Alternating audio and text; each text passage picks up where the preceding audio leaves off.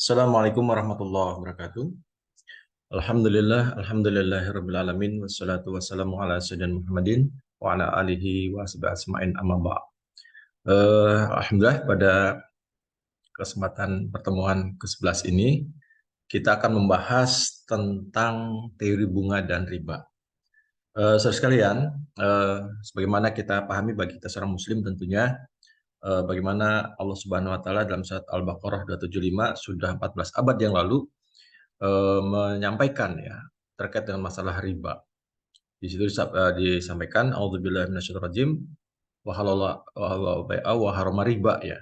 Jadi Allah menghalalkan jual beli dan mengharamkan riba. Ini ayat yang cukup panjang ya. Maksudnya di satu ayat ini itu menjelaskan apa sih sebetulnya kemudian satu sisi Islam atau Allah kemudian menghalalkan jual beli dan satu sisi kemudian mengharamkan riba. Karena kita melihat bahwa dalam aktivitas jual beli itu jelas aktivitas yang kedua belah pihak menguntungkan, ya. Artinya penjual menjual barangnya, pembeli kemudian menyerahkan uangnya, deal itu kemudian clear. Sedangkan kalau kita lihat dari sisi kenapa diharamkan riba itu karena ya selama bunga itu atau cicilan itu kemudian belum lunas, maka selama itu harus kemudian membayar bunganya, gitu ya. Itu satu sisi. Kemudian yang lain juga dalam beberapa hadis ya, sama hadis Bukhari Muslim, itu pun menyebutkan bahwa disampaikan bahwa tinggalkanlah 7 hal yang membinasakan salah satu dalam makan riba. Jadi riba ini sudah jelas 14 abad yang lalu disampaikan ya tentang ketidakbolehan. Sekalian kalau kita melihat bahwa tidak hanya Al-Quran ya, saya pernah tanya pada mahasiswa yang non Muslim ya, itu ternyata juga ada beberapa dalam Alkitab ya, artinya di umat Nasrani itu kemudian ternyata ada larangan umatnya untuk terlibat dengan aktivitas riba ya. Kita bisa lihat contohnya ada surat Keluaran ya, di situ kan janganlah kau bebankan bunga uang kepadanya. Dalam Ulangan jangan kau membungakan pada saudaramu. Banyak di sini. Jadi artinya apa? Tidak hanya Islam saja kemudian agama Nasrani pun kemudian melarang umatnya terlibat dengan aktivitas riba ya. Bahkan kalau kita melihat konsep filosof pada masa Yunani dan Romawi ya, abad ke-6 sebelum Masehi ya, itu pun ada adanya apa artinya diterapkannya ya kebijakan riba gitu ya. Tapi justru ini kemudian dicela ya oleh ahli filsafat itu sendiri yang kita kenal dengan namanya Plato dan Aristoteles ya. Demikian juga Cato dan Cicero ini. Intinya mereka kemudian mengutuk ya orang-orang Romawi yang kemudian mempraktekkan pengambilan bunga. Ya Plato sendiri dalam beberapa keterangan itu mengatakan ibarat bunga itu adalah ayam betina yang mandul. Artinya kalau ayam betina harusnya bertelur, bukan tidak. Artinya memberikan satu alasan yang pertama bahwa bunga itu akan memberikan ketidakpuasan dalam masyarakat ya. Kemudian yang kedua akan mengeksploitasi dari orang kaya kepada orang miskin. Ya. Jadi ini gambaran pada masa Yunani Romawi saja sudah dikritik ya. Dan dari sisi agama Samawi, baik itu Nasrani maupun kemudian Islam pun kemudian melarang umatnya terlibat di situ. Nah, kalau kita melihat fenomena saat ini, ya, kenapa kemudian banyak umat Islam yang mempraktekkan dan mengamalkannya, ya, hampir semua aktivitas ekonomi dalam bisnis ini tidak ada yang bebas dari riba ya. Kredit rumah, KPR, leasing kendaraan, pegadaian, gitu ya. Kalau kita coba secara konvensional, ya orang kan berpikir begini, kapan lagi saya punya rumah, kalau kemudian tidak melalui kredit KPR. Pada jelas akarnya itu menggunakan kata bunga. Demikian juga leasing ya. Kalau kita lihat akarnya di situ dengan bunga sekian persen. Pegadaian pun begitu. Ketika digadaikan kemudian akan diambil kembali maka dipotong dengan bunga. Jadi ini bunga ini sudah menjadi instrumen variabel yang mempengaruhi aktivitas ekonomi kan begitu ya. Nah, jadi pertanyaan kita ketika melihat bahwa bunga suatu hal yang dari awal ya disampaikan itu dilarang secara agama gitu ya. Tapi kenapa kemudian mereka masih melakukan ya? Apakah memang belum paham tentang riba? Saya pikir ini orang bicara riba paham ayatnya dan sebagainya ya. Tapi ya ibarat kalau orang rokok gitu ya. Orang yang tahu di situ rokok disebutkan bahayanya tapi ya tetap saja aku udah merokoknya gitu kan. Jadi kalau istilah agim itu orang rokok itu orang yang tahu tapi tidak mau tahu katanya. Ya. Jadi ada yang bilang begini, merokok mati nggak ngerokok mati, katanya mending ngerokok saja, katanya begitu. Ini joke orang bagi orang yang ahli hisab ya. Jadi itu sama dengan riba, tahu itu ada hal yang haram tapi kemudian mereka terlibat di dalamnya. Ya. Nah kalau kita lihat apa itu definisi riba, sudah sekalian, ya Rasulullah sendiri mengatakan ya ada sisi ziyadah ya tambahan. Makanya ini yang kalau kita bicara tentang ekonomi moneter ya, itu mungkin Anda pernah dapatkan ya, siapa dosen yang mengajarkan. Itu kan time value of money ya. Bagaimana uang itu dari waktu yang kemudian dipinjamkan itu apa namanya ya harus memberikan hasil. Jadi kalau saya punya 5 juta saya pinjamkan ke saudara dalam waktu 3 bulan balik ke 5 juta, rugi dong. Ya, maka bagaimana uang itu harus memiliki manfaat. Nah, itulah konsep teori yang kita dapatkan itu sebetulnya adalah apa namanya? Dasar dari orang kemudian apa yang disebut dengan interest ya, bunga. Ya, jadi time value-nya itu nilai dari uang waktu yang kemudian ada dari uang itu. Nah, sehingga ini kalau kita lihat kategori uang sendiri kemudian dibungakan dalam misalnya kategori dengan riba nasiah gitu ya. Di awal sudah katakan, oke saya saya pinjamkan 5 juta tapi you harus bayar dengan bunga 10%. Itu di awal sudah mengatakan begitu, ya. Ya. Apalagi kalau misalnya pada kredit perbankan dan sebagainya sudah pasti ya. Nah, pertanyaan selanjutnya apakah bunga itu sama dengan riba ya? Ya kalau kita melihat dari apa yang disampaikan dalam Al-Qur'an ya, kemudian juga tadi di Alkitab ya atau hadis-hadis lain, ini ya disimpulkan tidak ada penafsiran lain bahwa riba bunga itu adalah memang riba ya. Nah, apa yang kemudian tadi sempat disampaikan ya, praktek yang kemudian kita lihat pada saat ini ya, riba ini menjadikan sebuah instrumen bahkan kebijakan apa namanya negara ya. Jadi kalau kita kenal dengan BI rate gitu ya, itu kan bagian dari bunga yang kemudian menjadikan acuan bagi perbankan konvensional.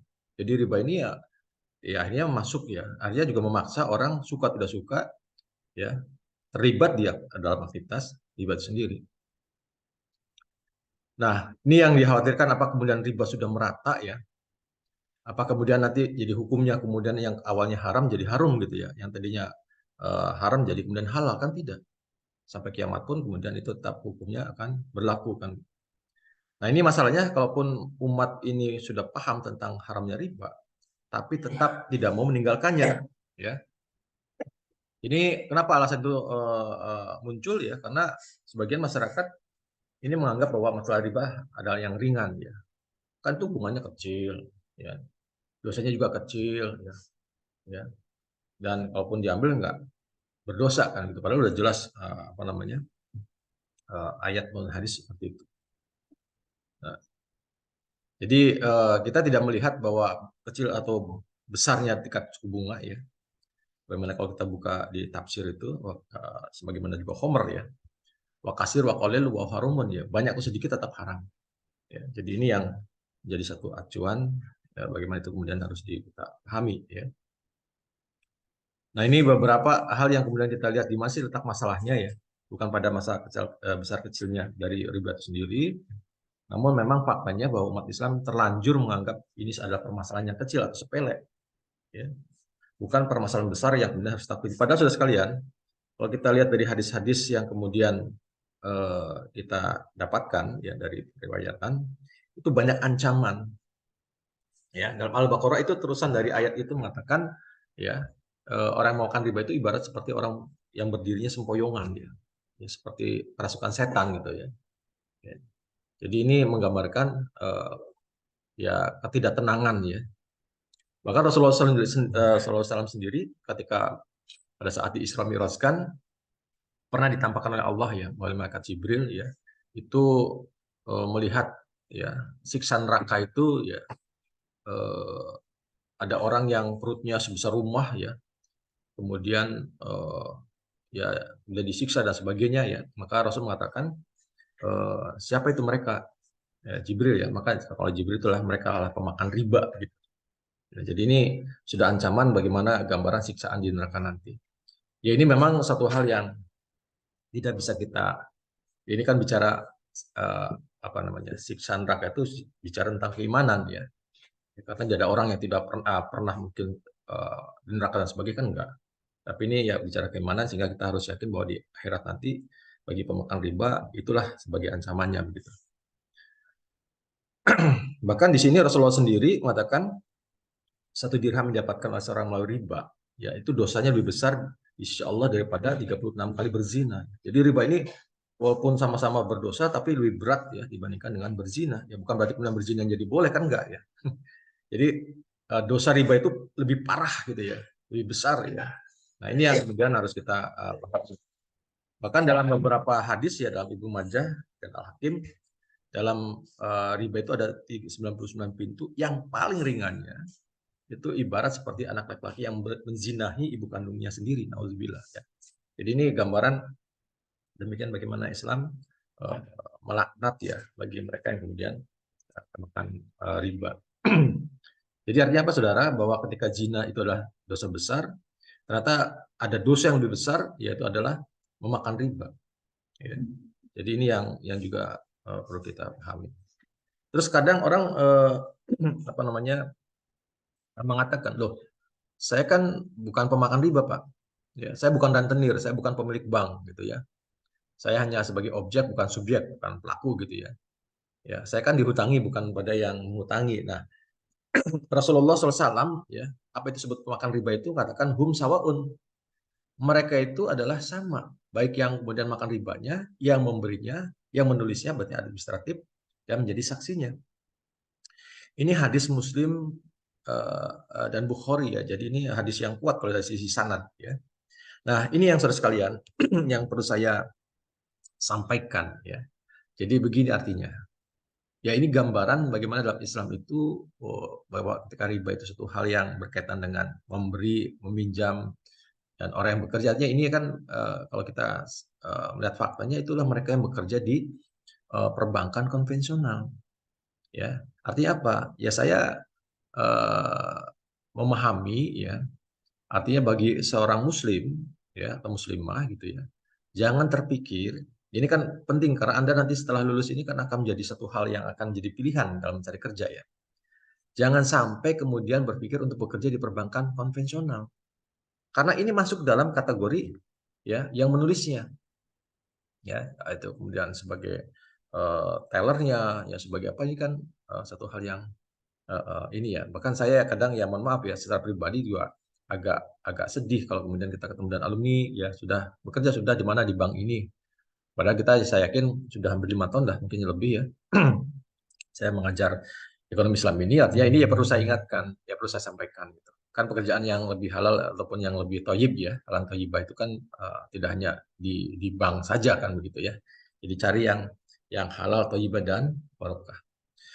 Bahkan Rasul sendiri menyampaikan bahwa ketika perzinahan, kemudian khomer itu atau riba juga merajalela, bisa jadi ini menjadikan turunnya ya azab Allah kepada mereka. Dan yang namanya azab ini ya atau musibah ya, ini kan tidak memilih mana yang soleh dan mana yang tidak ya. Ini menjadikan sebuah peringatan. Jadi ada beberapa kejadian seperti banjir bandang dan sebagainya, itu ada kisah yang saya pernah dengar tuh ya, entah itu tempat prostitusi ya atau sebagainya. Ini yang harus kita hati-hati begitu.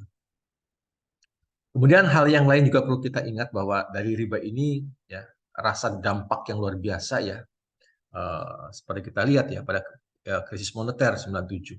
Karena ya di situ bagaimana uang dan dicetak ya, kemudian tidak berdasarkan emas dan perak ya. Kemudian yang kedua munculnya dari uang itu kemudian riba, ya itu ya akibat dari krisis moneter sendiri ya. Termasuk dalam valuta asing ya, pertukaran yang itu ada sektor-sektornya yang non real gitu. Jadi goncangan nilai tukar ya, krisis moneter ya, bahkan akan berlanjut pada krisis ekonomi, sosial dan politik ya, bahkan menjadi krisis kemanusiaan ya. Jadi ya fenomena sekarang pinjol ya, itu orang sudah tahu bahwa pinjol itu suatu hal yang rentenir, yang apa ya, yang menzolimi sebetulnya. Tapi ya ini gambaran bagaimana masyarakat ya, kalau saya melihatnya begini, kenapa maraknya pinjol di masyarakat ya, kemarin juga ada beberapa wartawan menanyakan itu.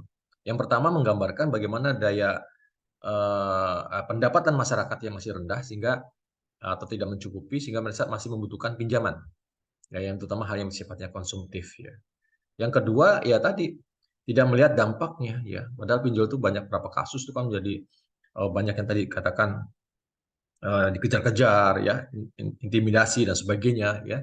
Dan sebagainya itu kan satu hal yang sampai saat ini, apalagi kalau misalnya ke perbankan ya agak ribet ya, harus butuh birokrasi, agunan dan sebagainya. Maka yang paling gampang ya pinjol. Belum lagi kalau misalnya data-data itu kemudian dimanfaatkan untuk hal-hal yang lain juga berbahaya. Nah, saudara sekalian, ketika dalam Islam menyampaikan ya berita tentang larangan riba dan bagaimana azab ya atau siksa yang akan diberikan bagi pemakan riba, ya tentu ini akan menjadi sebuah pemikiran bagi mereka yang tahu, yang paham ya, untuk tidak mengulangi, tapi ya kalau mengulangi ya ini yang kemudian apa namanya jadi sebuah peringatan ya, dosanya lebih berat ya, tadi katakan lebih besar daripada berzina dan sebagainya.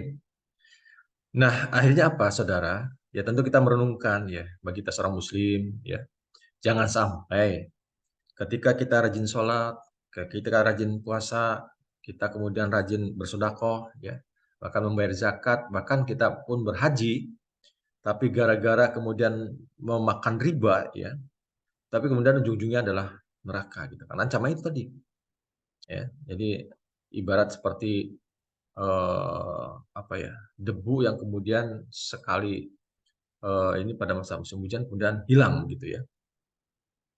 Nah, inilah yang kemudian menjadi sebuah apa ya, ya introspeksi kita ya.